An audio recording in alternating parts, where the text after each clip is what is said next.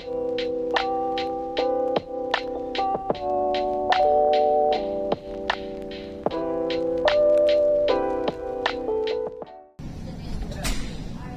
so excited to be here, especially and thank you, Michelle and Alicia, for just really putting this together, but really a champion for women and women empowering each other.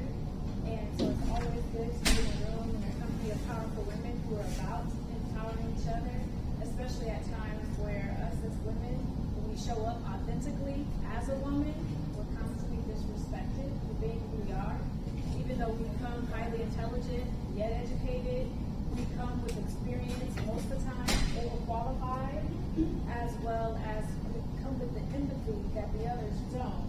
But we also have a mindset that is second, which is not always good, but we come with that second mindset, even though I call it quarterbacking, where we are the ones who was put on the field because we have the vision. We have the ability to orchestrate a play, and when the man is not available, he's not able to rush the ball, we're able to take those opportunities, those obstacles, those potentials, and turn it into success by running it into the goal. So thank you all for being here. Thank you, like they said, for investing in yourself.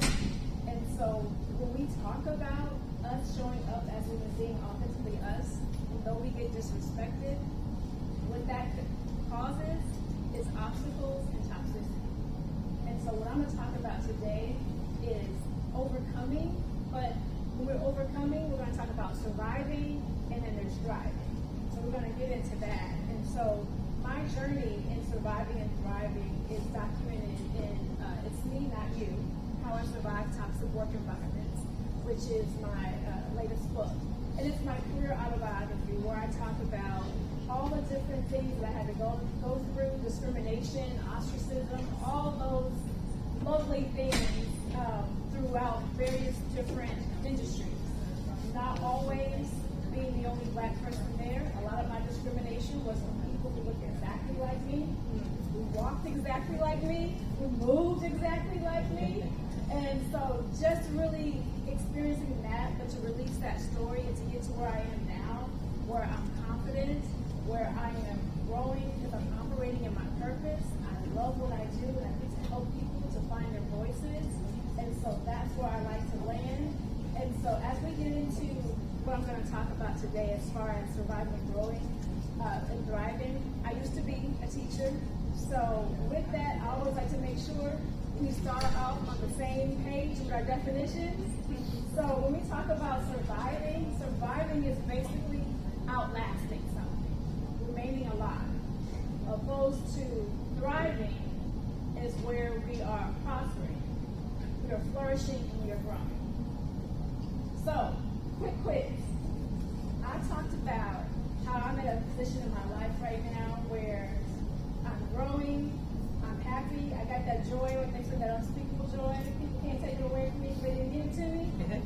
Am I surviving or thriving? Thriving. All right. So if you run across somebody and they say, you know what, if I can just get through the day, I'm going to have a good day. If I can just make it past this person, I'm going to have a good day. Surviving or thriving? All right. Y'all got it. So when we talk about, I'm going to share a little bit of my journey from being in toxic work environments and getting to where I am today. But my career journey kind of started off as a teenager. I was really obsessed with entertainment. I saw myself like on a TV screen. I saw myself walking down the red carpet, all those things. And when I got to college, I worked for a public relations firm that happened to be in the sports and entertainment industry. So I was excited. I was living my dream. And so we were going to photo shoots and doing all these nice parties with the celebrities. But what I was ignoring was my reality. So my reality was the owner of the PR firm would tell us, hey, when you come into the building, if the landlord says anything to you, just tell him it's mold in the office. Oh, huh? Okay. Then it escalated to we were in the office and she says, you know what, when we get phone calls, just tell them I'm not here. But you're sitting right there. Okay? So then we're getting people knocking at the door saying, where's my money? Then it trickled down to us as the interns, where we were in competition to whoever made it to the bank first, that's the person who was able to cash their check. Wow. And everybody else had to wait till the next month to get paid. And we're doing the same thing over and over again. But because I was naive to that, because I was so busy about trying to be a part of the dream, I didn't realize the toxic situation that I was in and that I was actually being devalued and disrespected. Then fast forward, I get my first full-time job and I got staff, so I'm excited. Shouldn't have had staff because no one ever taught me how to be a manager, but I had them anyway. And so I'm there on that job and then I'm trying to prove myself. And I start to notice that not only do I have my work to do, my supervisor, I just heard her get some work from the executives. And somehow, I'm doing it. Okay? And then so now I got my work, I got her work. Then I start to notice my staff, we're not going to have the work done. And they're giving me excuses like, oh, we're so busy, we have other things to do.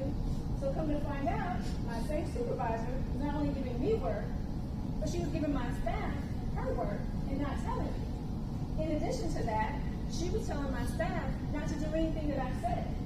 That her work was always priority and they could choose whether or not to do the work that I gave them. So again, I'm in a position where now I'm doing my work, her work, and their work because I'm so infatuated with I can't let the executives know that I can't handle all of this. I'm new to it. So I'm over here trying to be a superhero, trying to be a superwoman, but I'm suffering. I'm suffering in silence as I'm in this toxic work environment. Then we get to the point where I'm in a new role, but I've been doing a whole lot of things, still trying to be superwoman. And so my friends are like, but when you gonna hang out with us? And I was like, I don't have time. They got me doing this, I'm on this committee. And they're like, well, are they paying you for what you're doing? And I was like, no, but the promotion, it will come. And they're like, no, you need to go talk to those people and tell them you need a raise. So I go and talk to them, but when I go, I get it together, right? I have my justification. So I tell them, I sit down with senior leadership, which you know are males.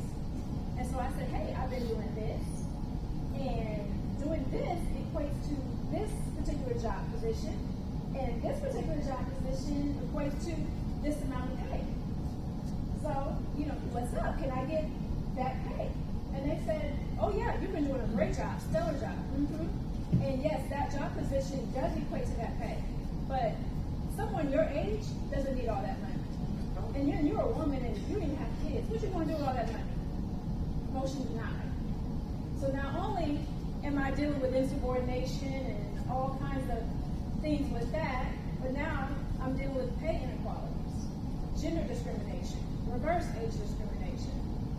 And then because I am the one performing on the job, now I'm getting ostracized because everybody else not doing their job.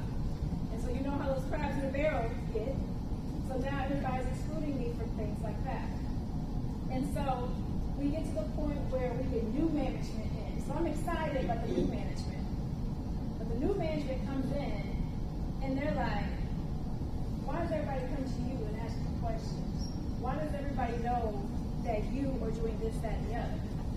Okay, so then the new manager starts stripping job duties from me. And then I'm on these different committees throughout the company.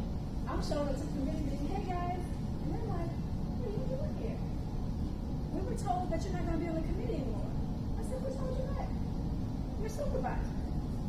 They came and said that you're not on the committee anymore because you have too much work to do and you don't have time for this. And I said, they didn't tell me that. Matter of fact, I have more time because they take away my duties. And see, I'm thinking that the toxicity was just internal because at this point, those supervisors that I had now were internally had moved me to a different office. At that office, they told me I needed their permission to leave my desk. They were calling me saying, we don't want anything, just want to make sure that you're at your desk.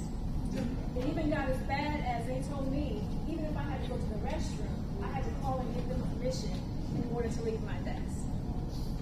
So you can imagine that at that point, from the very beginning and getting to that point, my spirit is broken. I'm just feeling very, very down. And so what do? We to church, right? And so, but the worst part about me going through all this and being down to my lowest point is I was suffering in solitude.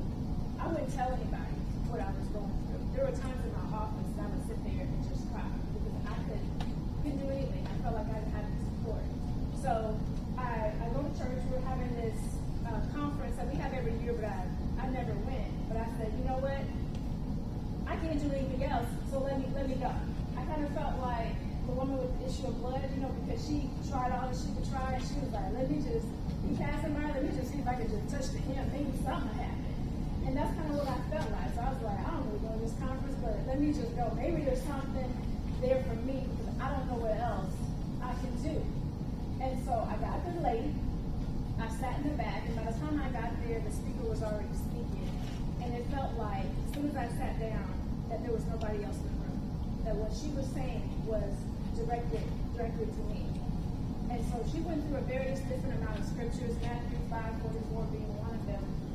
But what stuck out to me was a scripture where she was talking about the enemy's going to come for you regardless. They're going to come what? One way and flee what? 7 ways, right? And so I left that conference feeling confident because what it made me realize was that my sorrow was fueling their toxicity and their behavior towards me. So I had to realize that I had to take my confidence back and go. So when I left that particular conference, I went back home and I got a call from one of my longtime friends, and she just called me randomly. And she said, hey girl, I just want to call you. Just want to check on you. How things going? Now, I just left that conference. I said, well, I'm going to let her know the real. I'm like, girl, this is what's happening. And so, I don't know if you all have that friend. You got one friend that's like really loud and she really bold. And so she was like, what? Do they know who you are? Do you know do they know the value that you bring? First of all, leave there. But next time when you go to the office, you walk in there and she's telling me how to walk and telling me how to respond to people. So I'm like, okay, I got it. So she was like, and be you. Don't forget to be you. Don't let them win and don't let them tear you down. And I was like, okay, she's like, I'm gonna check back on you, but you better do what I told you to do. And I was like, okay, I'm gonna do it. So Monday comes, I'm going into work, I don't know if you used to watch Run's House, he talk about Kato Mate, a certain way you walk, George Jefferson, so I'm walking in like this. Then they're coming, they're attacking me, and I'm like, I'm hitting them back. I'm giving them all kinds of sass and everything. And then sometimes they rely on me, and I say, stop, time out. That's not true. And let me tell you why it's not true. So now I'm being vocal, I'm defending myself. But am I surviving or thriving? I'm surviving. Because in survival mode, it's just a consistency of reaction. You responding and reacting to what's being out there. You're not growing. You're not moving forward. It's kind of like you're just in a pool of water and you're just treading. Good times, just keeping your head above water, trying to make a what when you can, a wave when you can. And so I began to look at that, and I was just like, but this is not where I want to be. I don't want to be fighting with them, going back every day. That's not healthy for me. And so I began to turn internally and to say, I got to, build my confidence. And I got to remember my friend said, know your value. You bring a lot of value. So I began to look at that, look at my capabilities, look at my value that I brought to the organization, that I bring to any place that I show up. And so with doing that, I was able to do that internal work and do that healing. And so then I began to share my stories even more. And that's where my book came along. Because now when I'm taking all those vulnerable things, sharing them, all those highs and lows and trauma, I'm releasing that. But a lot of times we hold on to that. We don't want to tell anybody, or we're trying to be superwoman, and superwoman, she don't cry, she don't do this. But we're internalizing that, and all we're doing is hurting ourselves. And not only are we hurting ourselves, we all each are assigned to somebody, at least one person. So if you can't show them your triumph, are you helping that person? So you have to be able to release those stories and learn from them and grow from them. And so I began to do that, and then from there, and once I realized that and realized what my purpose was, I knew I could say no to different things. If it didn't align with my purpose, if people try to mistreat me, Are you devaluing me? Are you disrespecting me? Then guess what? I don't have time for that. I'm going to place myself in another environment. So that was my absolute keynote and turning point to where I said, this is where I'm supposed to be. This is where I'm thriving. Because when you are really thriving and you are moving in your purpose, it doesn't matter what other people are doing. It's about what you're doing. And you get that sense, and you get to a certain point in life where you realize that your life is not your own. You are here for a particular purpose. And when you can take that purpose to help other people be better, then that's what your life is about. And so now I'm able to be in that situation. I'm able to help people to find their voice, help people to start, grow, scale their businesses, because it's not just about their business. They have their business, they're taking care of their families, they're taking care of their communities, they're building and creating their legacy, and that's what I'm able to help them to do. So I want to leave just 4 points with you as I come to a close. And that is, when you're on your way to thriving, you want to make sure that, one, you believe in yourself. You want to know your worth. Don't let anybody tell you anything different or make you disbelieve what your worth and your value that you bring.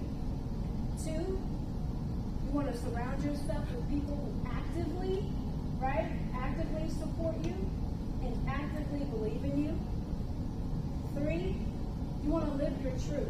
You want to get out of anything that no longer serves you and get into things that honor you, that honors your strength, that honors your value, that honors your gift. Anything that leads you to authentic growth and joy. And then lastly, you want to make sure that you're releasing those stories. We're not holding on to them, but we're releasing those stories. Because what those stories are helping you do to thrive, because now you're owning what happened to you. You're taking those things that happened to you, because nothing is ever wasted.